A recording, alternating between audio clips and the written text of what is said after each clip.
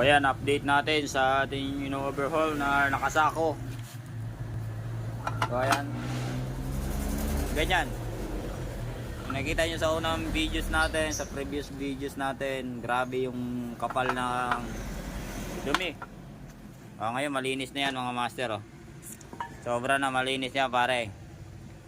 Ayan, mekos lang. Ayan pa malinis na. Binababad pa namin ng konti para mas malinis. Tapos ito naman ang isusunod namin na binababad, yung head. Ayan. Kung gaano siya kadumi nung dinala dito sa atin na nakasako, ganun na siya kalinis ngayon. Ayan mga master, no? At saka ang gamit natin mga master ay itong degreaser na Wow Engine Degreaser. Yan ang gamit natin mga master. So sa mga gusto nang mag-order ng ganyang degreaser, PM nyo lang ako. Marami tayong stock niyan. Napakabisa niyan. Kasi ito napakadumi nito.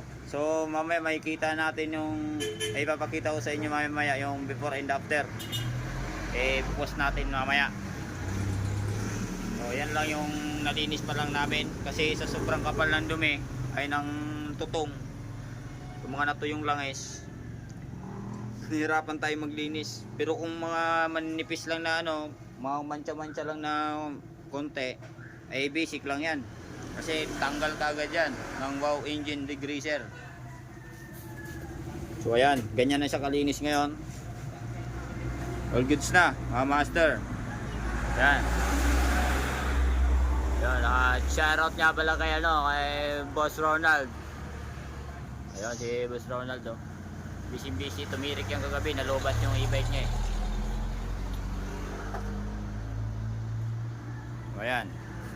Alam nyo na, PM na lang kung meron kayong kailangan na degreaser na pang malupitan na panglinis. Panggilid, pwede ito sa panggilid.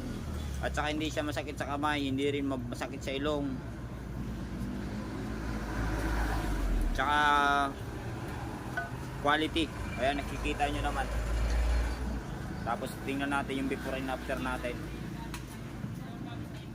Focus ko rin mamaya. Yun lang mga master, PM na sa mga may gusto na degreaser na pangmalakasan.